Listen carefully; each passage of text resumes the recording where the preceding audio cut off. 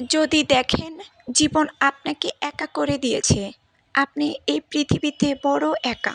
যদি দেখেন আপনার আপনজন কেউ নাই, পরিবারে আত্মীয় স্বজন, প্রতিবেশী, বন্ধু বান্ধব, এলাকার মানুষ, পাড়ার প্রতিবেশী, সমাজের মানুষ, যখন সবাই আপনাকে ত্যাগ করে, তখন বুঝবেন আপনি সফলতার চূড়ান্ত ধাপে আপনি চলে আসছেন। আপনার সফলতা আর একটা স্টেপ পিছিয়ে আছে। তখন জীবন আপনাকে হাতছানি দিয়ে রাখবে, ভেবে নেবেন এখন আমার কিছু করতে হবে। মহান সৃষ্টিকর্তার কোনো কিছু তোমার জন্য অপেক্ষা করছে। আপনি দেখেন না, ইব্রাহিম আলাইসাল্লাম একা হয়ে গেলেন, তখন আল্লাহ তাআলার সান্নিধ্য পেলেন।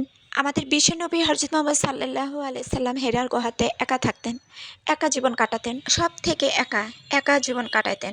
আল্লাহ রাব্বুল আলামিন তাকে খুশি করে দিয়েছেন নবুয়াতের পয়গাম দিয়ে।